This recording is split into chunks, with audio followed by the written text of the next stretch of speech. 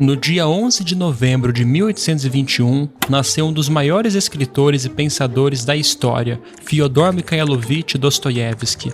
Ainda jovem, ele se destacou por sua sensibilidade única para compreender a alma humana e sua habilidade de expressar, com profundidade e intensidade, os dilemas mais sombrios da existência. Aos 27 anos, no auge de sua juventude e prestes a ser executado por participar de um grupo intelectual considerado subversivo, Dostoiévski teve sua sentença de morte cancelada no último instante. Esse momento marcou sua vida para sempre. Condenado ao exílio e trabalhos forçados na Sibéria, ele mergulhou em uma experiência de sofrimento extremo, uma escola brutal onde aprendeu, na carne, os limites da dor, da fé e também da redenção. Foi nesse silêncio, entre criminosos e privações, que ele passou a enxergar a alma humana em sua forma mais crua, contraditória, ferida, mas também capaz de compaixão e transcendência. De volta à liberdade, Dostoiévski escreveu obras que desnudaram o ser humano, suas paixões, vícios, dilemas espirituais e conflitos existenciais. Com romances como Crime e Castigo, Os Irmãos Karamazov e O Idiota, ele revolucionou a literatura ao unir psicologia, filosofia e drama humano. Dostoiévski não enlouqueceu como Nietzsche, mas viveu à beira da ruína financeira, da doença e da angústia espiritual. Ainda assim, ele permaneceu lúcido, um homem que enfrentou as trevas de frente e, de alguma forma, encontrou nelas a centelha da luz. Esta é a história de um homem que desceu aos porões da alma humana e voltou para nos contar o que viu. Hoje vamos conhecer a vida e o pensamento de Fyodor Dostoiévski.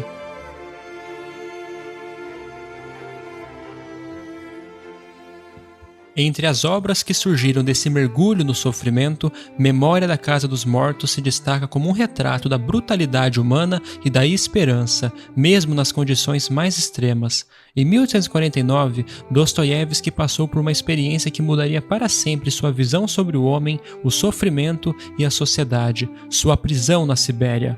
Memória da Casa dos Mortos, quase uma autobiografia, é considerada por muitos como um dos primeiros romances-prisão da literatura moderna. Acusado de conspirar contra o regime czarista por sua ligação com o Círculo de Petrashevsky, um grupo intelectual que discutia ideias proibidas, Dostoiévski foi condenado à morte. No dia marcado para sua execução, já diante do pilotão de fuzilamento, um mensageiro real trouxe a notícia de que a pena havia sido comutada para trabalhos forçados na Sibéria. Essa simulação cruel de execução não apenas alteraria o curso de sua vida, mas também transformaria radicalmente sua visão de mundo.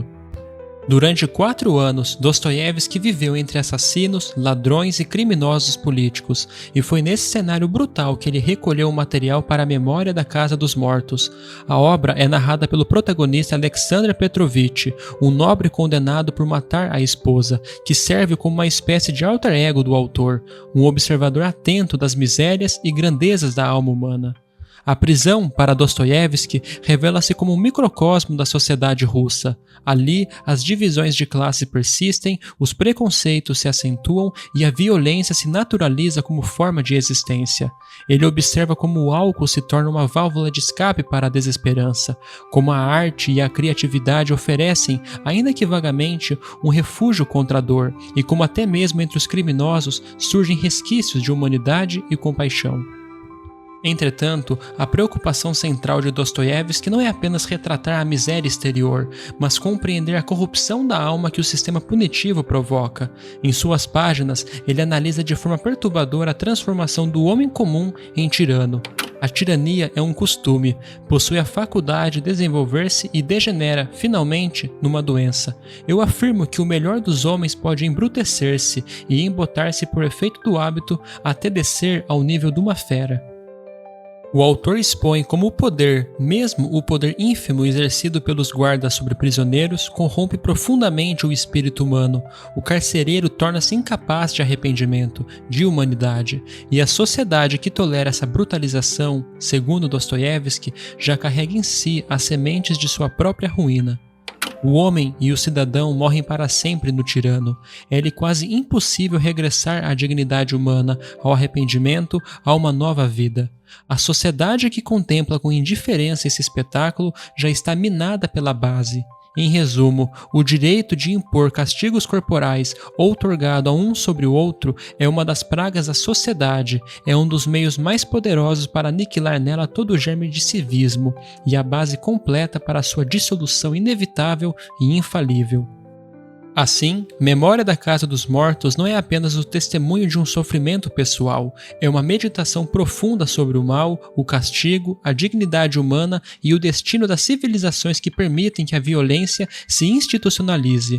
A experiência no cárcere não apenas salvou Dostoiévski do desespero nihilista que começava a se formar em sua juventude, mas também lhe concedeu uma missão literária: explorar as zonas mais sombrias do coração humano e, a partir delas, tentar reencontrar, mesmo que em meio às trevas, a centelha do divino que ainda sobrevive na alma caída.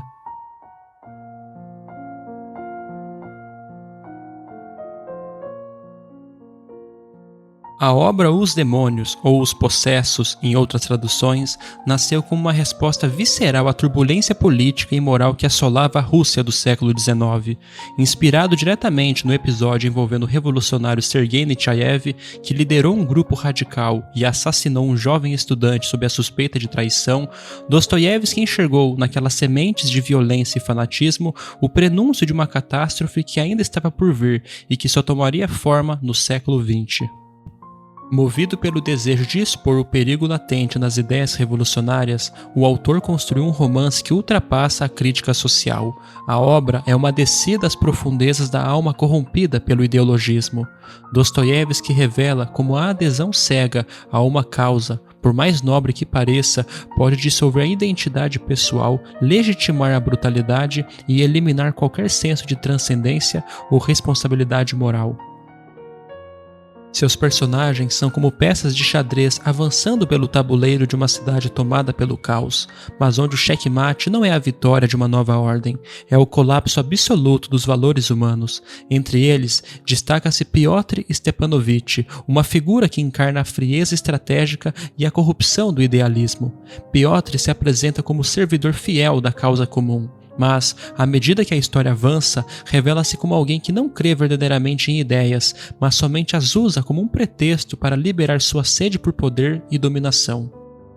Dostoiévski antevê uma realidade que seria plenamente encarnada pelos líderes do século XX, homens que proclamariam libertadores da humanidade, mas que acabariam por instaurar regimes de terror em nome de ideologias redentoras.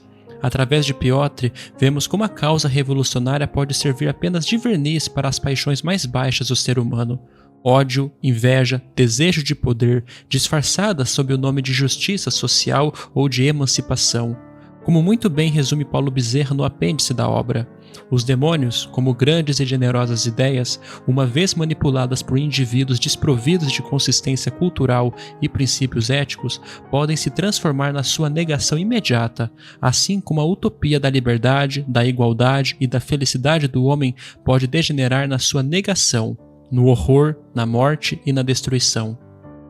Mas a obra não se limita à crítica política. Em personagens como Kirillov, Dostoiévski antecipa um drama ainda mais profundo gerado pelo niilismo, o abismo existencial que se abre com a morte de Deus. Kirillov, em sua filosofia desesperada, acredita que o homem só poderá ser verdadeiramente livre ao rejeitar toda a divindade e assumir para si o papel de criador e juiz absoluto. No entanto, ao tentar se colocar acima de Deus, ele se depara com um vazio intolerável, o mesmo vazio que Nietzsche aprofundaria décadas depois em sua reflexão sobre o niilismo. O drama de Kirillov expõe a trágica consequência de uma humanidade que, ao matar Deus, não apenas perde sua fonte de moralidade, mas também sua razão de existir.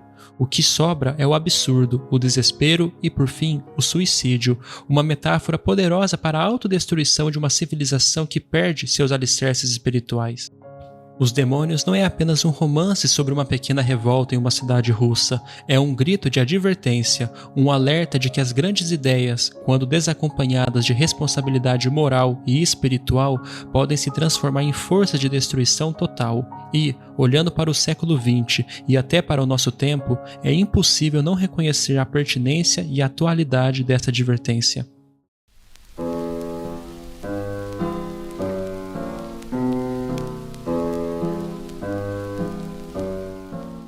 Crime e Castigo permanece sendo uma das obras mais conhecidas e celebradas de Dostoiévski, sendo frequentemente reconhecida como uma das maiores realizações da literatura universal.